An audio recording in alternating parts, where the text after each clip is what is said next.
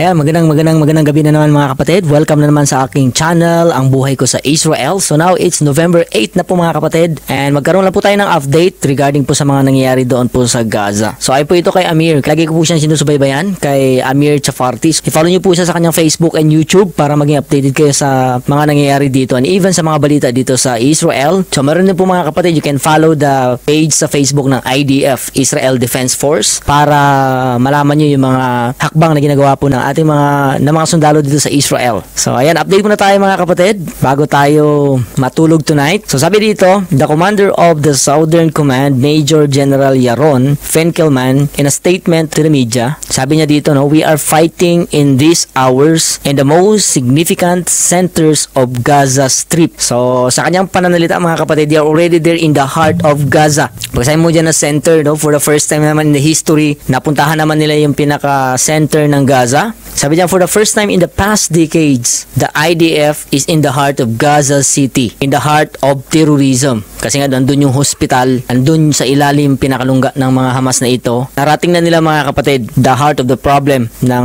kaguluhan na ito. Sabi diyan, in the heart of terrorism, in front of our eyes, all the time, are abductees who are being held captive by Hamas. Your return is a compass for us. So the only purpose, lagi kong sinasabi mga kapatid, bakit sila nag-penetrate sa Gaza? Hindi nila ito gusto, but because Hamas terrorists, they get hostages, 241 hostage from Israel. Alangan namang pabayaan nila yung mga hostages na ito. So they will penetrate in this heart of Gaza para mahanap yung mga hostages na ito.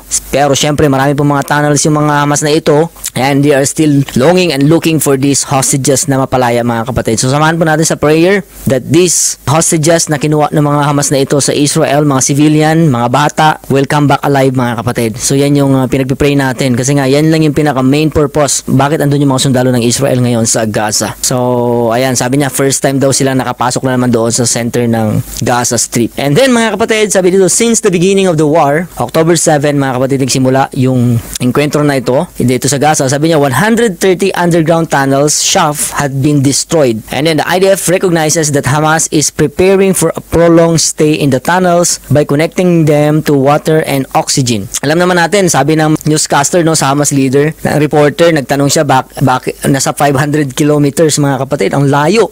Kung diyan ka sa Pilipinas, ang Baguio to Manila, kung hindi ako nagkakamali, nasa 300 plus lang kilometers. So imagine yung tunnel na gaano kalayo yung ginawa nila from north to south. So for this terrorism. Ayan, sa ngayon, nasa 130 underground tunnel shaft. Ibig sabihin mo shaft, it's a long tube. Kasi nga yun yung ginagawa nila. Nagawa sila na parang tunnel na kasing laki ng tao talaga, mas maluwang para pambahayan in time na ganitong situation. So 130 na yung underground tunnel shaft na sira. And then sabi niya, nalaman nila na talagang dahil sa paggawa nila ng tunnel, sa mga nakita nila doon, talagang nakaprepare sila na mas pahabain yung stay nila sa tunnel na ito mga kapatid.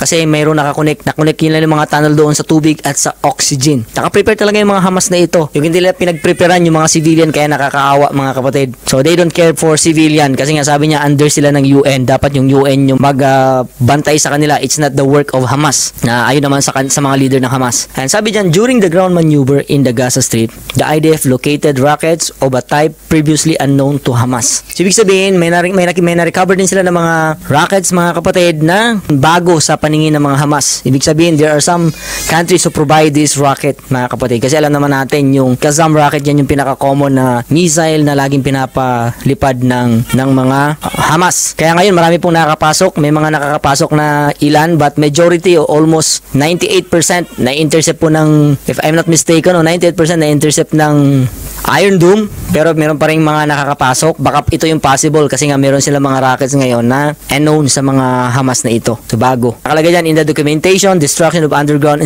infrastructure by the fighters of the 460th Brigade. So ayan mga kapatid, panoorin natin para magkaroon tayo ng idea. So isa po ito sa mga tunnel na hinuhukay nila doon sa Gaza. Kasi nga sobrang haba ng tunnel mga kapatid. So they are already there in Gaza.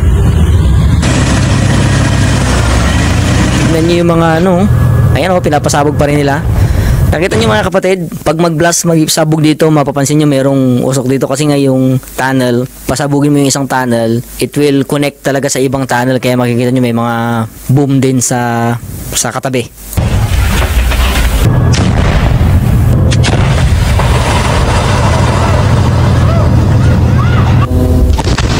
Nakita nyo? Ayan, napasok na nila mga kapatid yung isa sa mga loob ng tunnel. Nakita nyo, grabe. Talagang pinaghandaan nila yung moment na ito. And may mga number, 15. Siguro hindi natin alam kung ano yung number na ito. But sobrang dami na mga kapatid na tunnel na ginawa ng mga Hamas dito po sa Gaza. Kaya kawawa talaga yung mga bahay kasi talagang pinasok nila sa mga kabahayan. Kaya no wonder marami po mga bahay na natatamaan dahil nga sa mga tunnel na ginawa po ng mga Hamas na ito. They don't care for civilians. Nakakawa yung mga civilians sa Gaza. And the Hamas group na ito, they are the one who are responsible sa ganitong situation. Ayan o, napasok na. Actually, nung nakita ko dati sa news ng isang reporter from Russia na pumasok, ganito mismo yung mukha eh. Yung parang may mga square sa tabi na sobrang lawak. O, napasok na nila o. Ayun o, laki. Mga kapatid, nakita nyo yung ginawa nila? Sobrang laki. So ayan, that is one of the latest news natin ngayong November 8 mga kapatid. So andun na pa yung mga sundalo ng Israel sa Gaza, sa center ng Gaza. And until now, we are still preparing. Hindi natin alam yung nangyayari doon sa hospital, doon sa main hospital. Kasi may mga tao pa rin doon. And andun sa ilalim yung pinaka main base ng Hamas mga kapatid. And then there are so many underground tunnels around it. Kaya we're still praying mga kapatid. Ang pinaka goal lang naman ng Israel, mga sundalo ng Israel, is to rescue the 240 or 41 ng mga hostages na kinuha po ng Hamas. That is their main purpose. Kaya walang ceasefire because gusto nila talagang hanapin yung mga civilian na ito sa Israel na kinuha po ng Hamas. So anyway, maraming salamat mga kapatid. Yan lang po yung ating balita tonight. So kaya kung bago ka sa aking channel, don't forget to like and i-share mo na rin mga kapatid yung video na ito and keep on praying for peace sa Israel and even patuloy po natin ipag-pray mga kapatid yung mga civilian doon sa Gaza and praise the Lord. Tinutulungan na po ng Israel yung mga civilian sa Gaza to go from north to south mga kapatid. So I hope maka-exit sila na maayos and walang matira na civilian sa north kasi nga yun yung pinaka-main ng Hamas at ayaw nilang umalis yung mga civilian doon. That's why we're praying na mailikas na maayos yung mga civilian para ma-penetrate na maayos at makita na ng mga sundalo kung saan na itago yung mga hostages na binihag ng Hamas mga kapatid. So maraming salamat. See you again sa mga susunod natin na video. Paalam.